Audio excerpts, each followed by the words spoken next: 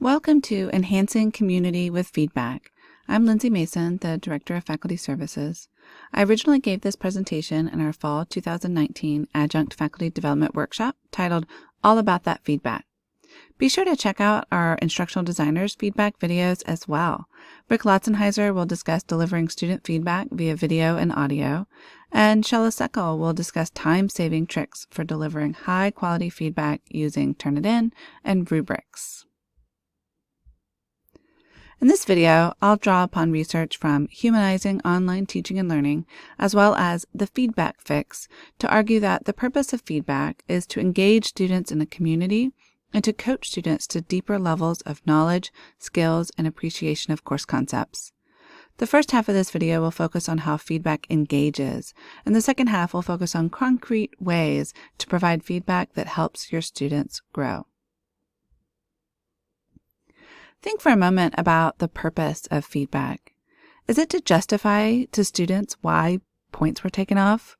Is it to let students know all the mistakes that they made so that they won't make those same mistakes in the future? Or might there be a more engaging, community-based purpose for feedback? Giving high-quality, encouraging feedback makes students feel heard. And isn't that what anyone wants? Dan Ariely, a behavioral economist, has been studying what motivates people for many years. He conducted a study once about paperwork. The experimenters created a sheet of paper with random letters on it, and they asked subjects to find and circle all of the pairs of letters they could.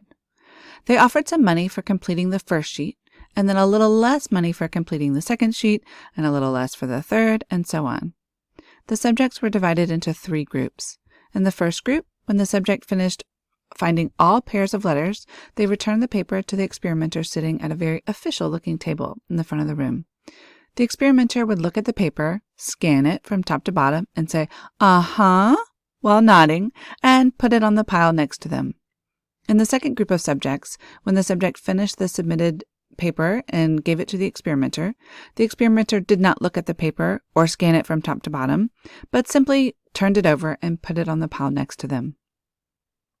In the third condition, the experimenter received the sheet of paper and directly put it into a shredder. Ariely found that in the first acknowledged case, people would continue submitting sheets of paper all the way down to 15 cents per sheet. But in the shredded case, people would stop submitting papers at about 30 cents, twice as much. And then the ignored case, that middle case where people just put the piece of paper in the pile without looking at it, it was exactly the same as the shredded case. And so this is a common theme in Ariely's work. People are more motivated to work when they feel acknowledged. I hope to make the case today that giving feedback on student work is a great way to acknowledge students. And so the primary purpose of feedback is to motivate students to keep working and to do better and better on subsequent assignments. So remember the community of inquiry model that places instructor presence as a central component to course engagement. That instructor presence is affected and shaped by feedback. Teaching presence will be shaped by how timely and clear feedback is. Social presence is affected by the use of students' first names, for example, in your feedback, remembering facts about the student and engaging with the student's ideas. And then cognitive presence is affected by using feedback to fill in gaps in understanding, extending the student's knowledge, and providing expert advice. Engaged feedback in the classroom involves the following attributes. It's going to build trust, and trust is a necessary component to students taking educational, intellectual risks. Good feedback is clearly communicated. The student understands how to improve and they are motivated to do so. It's also user-friendly, so it shouldn't be too onerous for students to find the feedback or be able to employ the feedback on future assignments. Good feedback is also specific and focused. So it's specific on maybe one actionable item, and it's focused because you've chosen one thing that you want to focus on for each assignment rather than trying to say, here are all of the things that you need to think about now. In addition to being actionable, as mentioned before, feedback should be timely, especially so that students have that feedback before they complete subsequent assignments. And lastly, feedback should invite follow-up. Here's a nice way to use PantherLearn to give your feedback on papers and other assignments. It's because you're already online. It's really easy to post a link to an article or a movie or a clip or something that you have seen recently on the internet somewhere that connects to your students' ideas and helps to enrich and further their thought about those ideas. So you can just copy and paste that link and say, hey, I think that you would find this really interesting. And that can help students to further their understanding and engagement with the topic. So humanizing the content of feedback keeps the student and the learning at the forefront. There are two methods that we've researched for how to humanize feedback. And this is really a psychological experiment, understanding what works to motivate students. So one example is called 2 stars and a wish.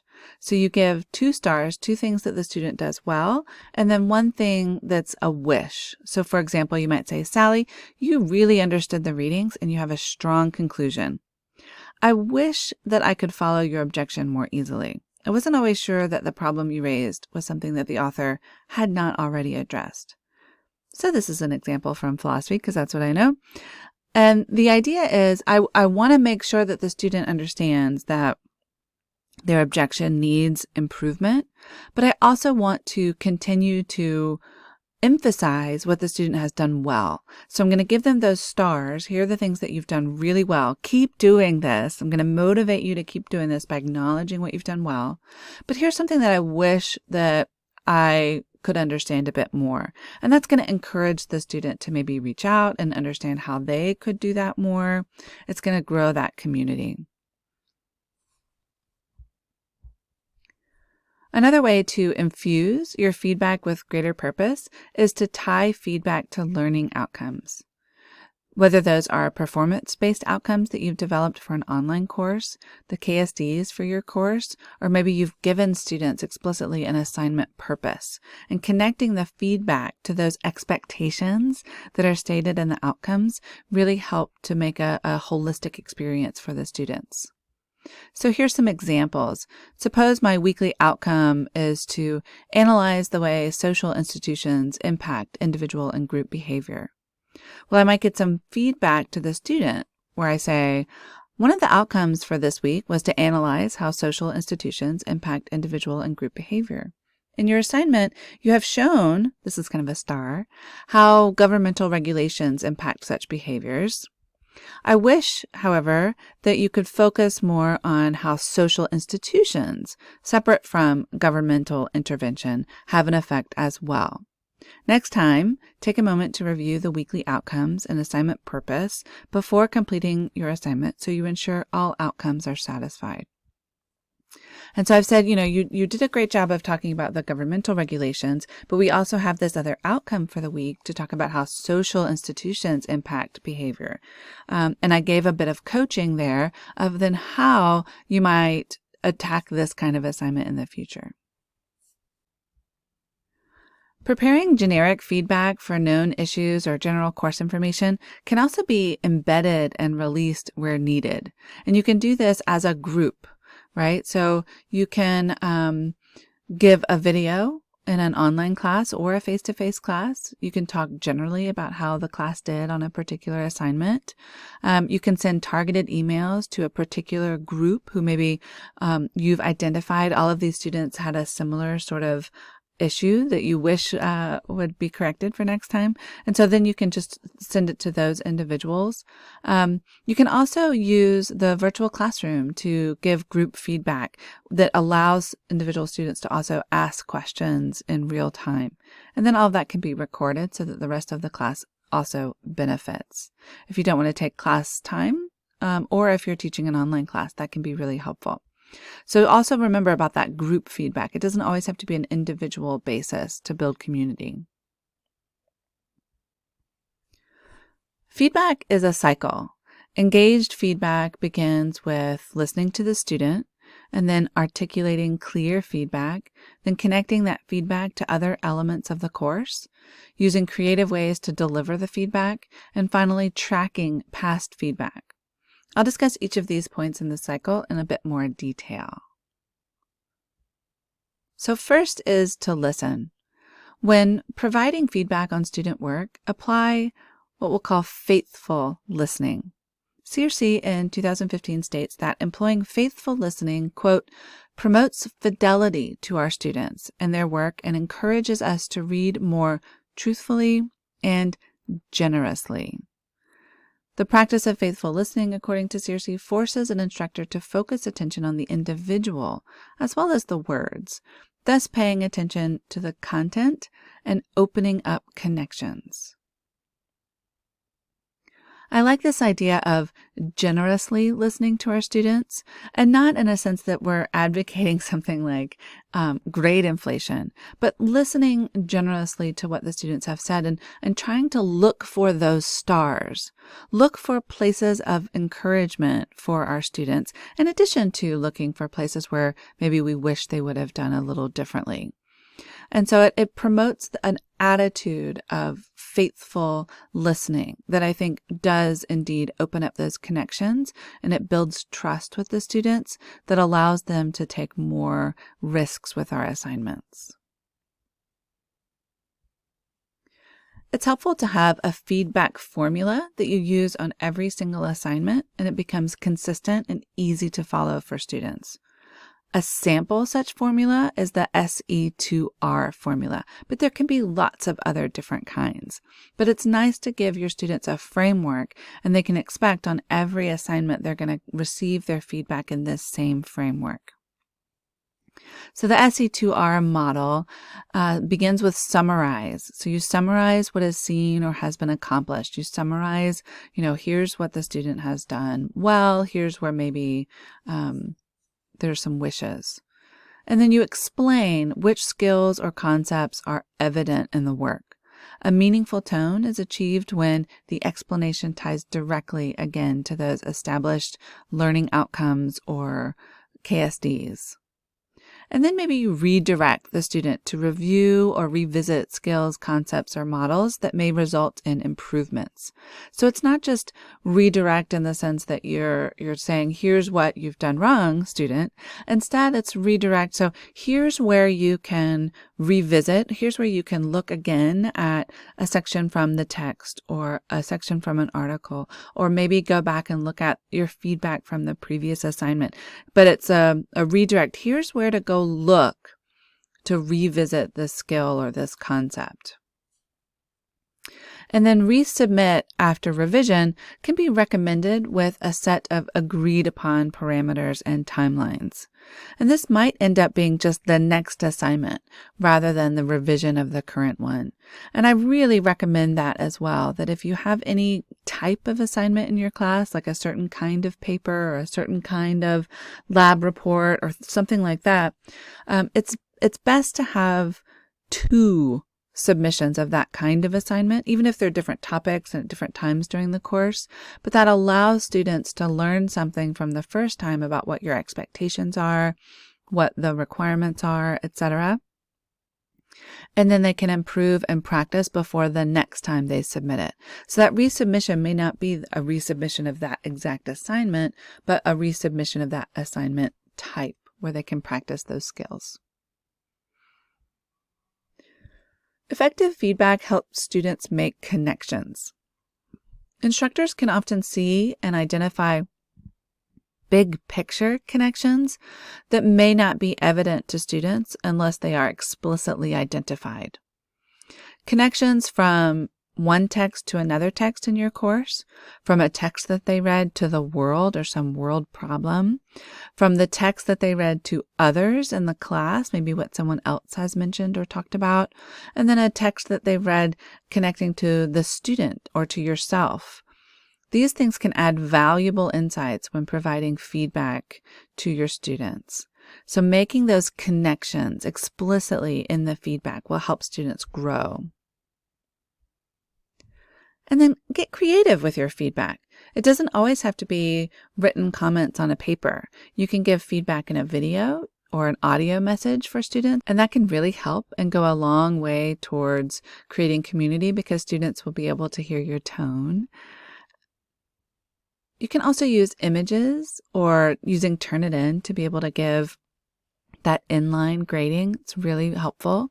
Rubrics can also help, as well as giving some model answers and examples so that students can see what a model answer looks like and then look at their own answer and make their own comparisons. And the last step in the feedback loop is to track past feedback and remind students to return to feedback as needed. Students will see the value in feedback when they know that instructors monitor and track back to those previous feedback messages.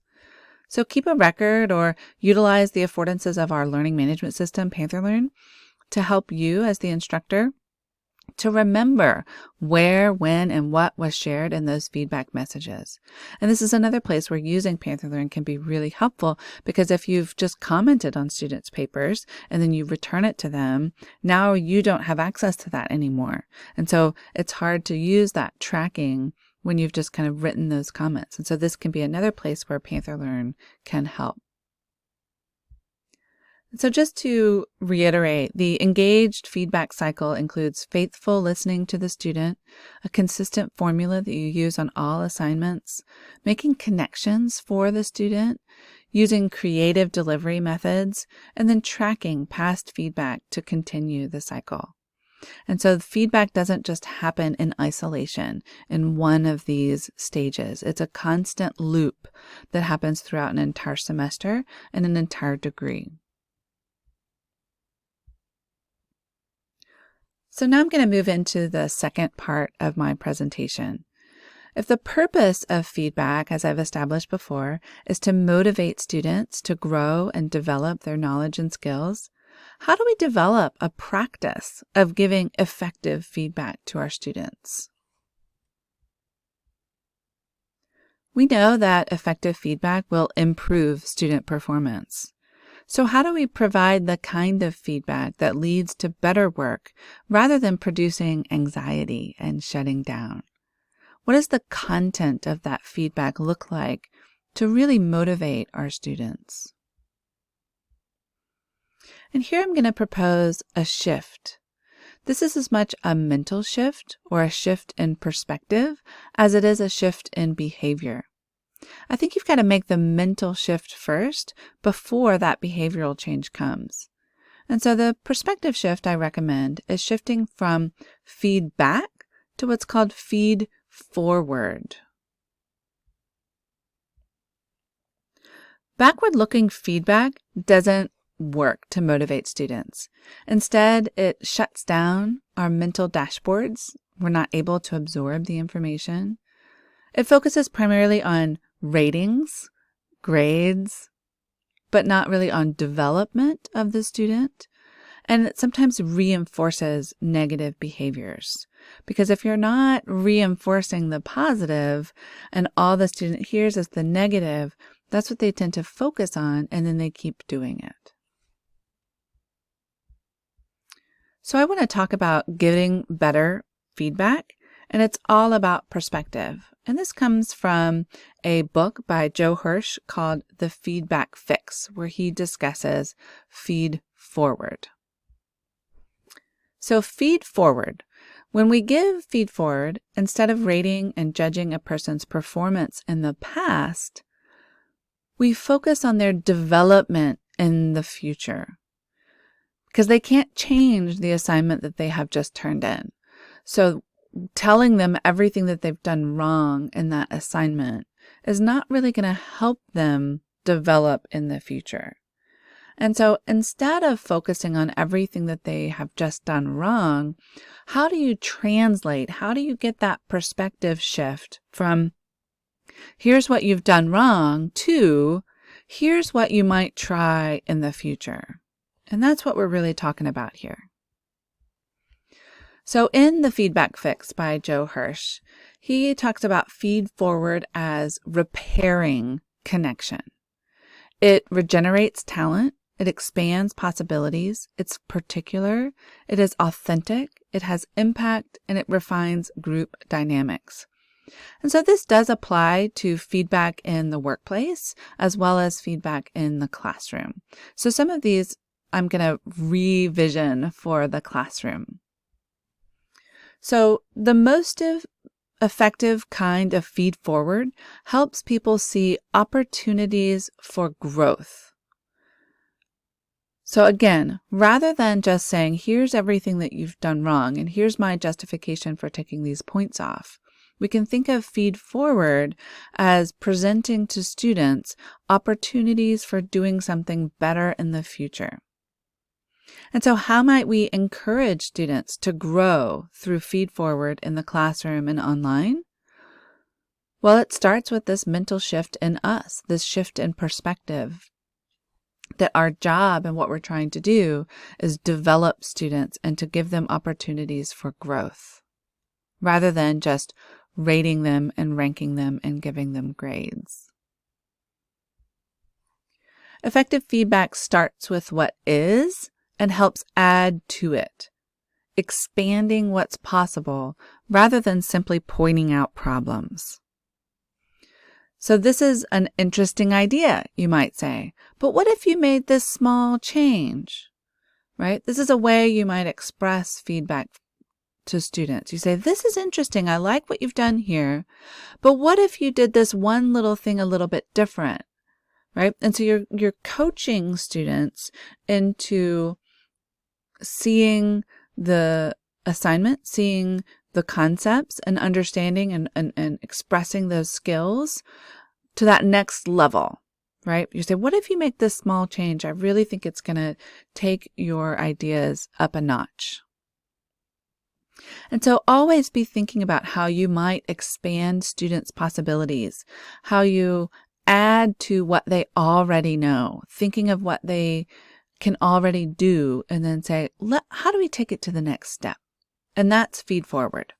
How do we take it to the next step? Feed forward is also particular. Far too often, feedback is given in an information dump. You've got lots of criteria being measured and reported on at the same time. So maybe in one assignment, you're telling students about 10 different areas for improvement. And this can be a pretty ineffective way to help people grow. It becomes overwhelming. It becomes a laundry list of everything I've done wrong. And so I shut down. So instead, maybe try to give feedback throughout the process on large assignments. So if you've got a big project at the end, having intermediate steps and giving small points at a time on those intermediate steps that the student can then incorporate as they move throughout the semester and work towards that big project at the end. And then on smaller or intermediate kinds of assignments, try to focus on one or two important points at a time. So particular points, like maybe on that first paper, you really just want them to understand this one thing. And it's okay if they've made errors in other places. You can kind of ignore those for now and just focus on one thing that you really want the student to improve for next time and give them suggestions on the resources that they may utilize, where to go back into the text, how maybe they can meet with you to think about how they'll improve for that next assignment. And so think about ways that you might give intermediate feedback on larger projects or ways that you might give focused, particular feedback on smaller projects. Feed forward is also authentic. No one particularly likes giving criticism. Because of what's called the recency effect, criticism should come last. It should be the last thing you say.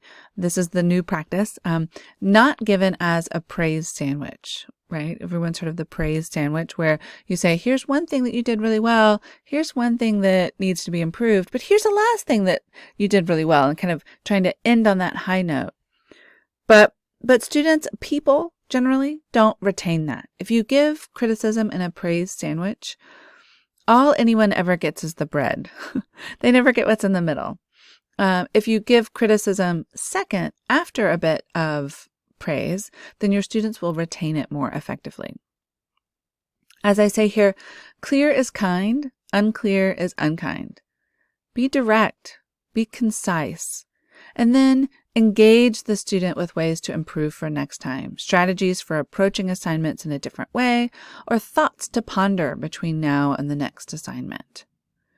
And this is a more authentic engagement with the student's work, right? You're being clear. You're not sugarcoating it. You're not telling them that they've done a great job when maybe they haven't, but you're still giving them concrete, authentic ways to improve and strategies that they might employ.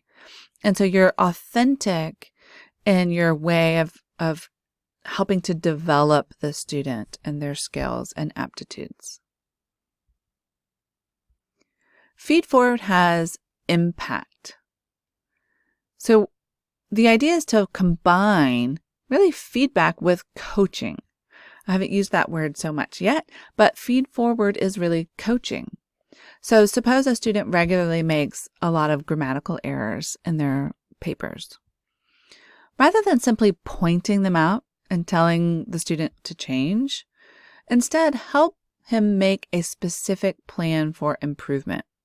And when you're including the student in that plan, you want to make sure that they take the lead, right? So it's not you just telling the student what to do, but maybe ask the student the leading question. What might you do differently between now and the next assignment to improve your grammar, right? And so that plan will have a lot of small steps to make it achievable, and then the student should take the lead. And then also be sure to mention the right place as a resource and these other campus resources that are available to help students, right? And that's where Feed Forward will have the most impact, is when the student is involved in developing their own plan for success. And this kind of feed forward really can refine group dynamics. It'll open up feedback pathways that maybe you haven't used or seen before. So rather than always giving feedback in this top-down hierarchical, I'm the professor, you're the student, I know what's best, opening up pathways for people to get feedback from their peers or in groups can be really successful. You see this sometimes in an online class with a discussion forum, where students are asked directly to comment on each other's discussion posts. Or you might have peer reviews for video assignments, or maybe peer reviews on papers. This is really valuable for refining those group dynamics, for increasing community, and opening up those pathways for additional feedback in your classes. Here's kind of a formula for rewriting feedback into feed forward. So if you have a habit of giving feedback, which I know I certainly do, in order to change that habit, I have to have concrete ways to do it. So what I recommend is that you go ahead and write the specific important feedback you want to give, right? Here's the place where the student really went off the rails, or here's the place where the student needs the most improvement. And just go ahead and write that down. And then go back and add a sentence above that, especially if you're in Panther Learn and you can, just press enter a couple of times and then add a sentence above that says what the student has done well on the assignment, right? And so you can just add that above the sentence about, the student needs to improve in this area. And then last, add a sentence giving specific instructions for what the student could do next time to improve, or even ask that leading question if there are a lot of issues for students to engage in their own plan for improvement. So here's some kind of examples of feedback rewritten as feed forward. So the first example, I might say, your case study analysis is supposed to follow the 5-step process outlined in the assignment details, but you've only provided 3 of the 5 steps. Now that's something that I want students to know. I want them to know that they only provided 3 of the 5 steps. They need to know that so that they can improve for next time. But the way that's presented may cause some students a lot of anxiety or to shut down or to not really want to improve. So if I rewrite that as feed forward, I might say, your description of what happened to Enron was thoughtful and supported by close textual reading. You have only completed 3 of the 5 steps required by the case study analysis assignment instructions provided in Pantherlearn. Next time, be sure to read those assignment instructions very carefully and feel free to reach out in advance if you have any questions. Right? So I've said, here's something that you've really done well. Your description of what happened was great, but there's some additional steps that need to be completed for this assignment. I tell them where to find those assignment instructions and give a bit of coaching.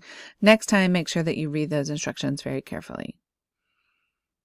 Another example, feedback might say, your introduction does not include a well-defined thesis statement.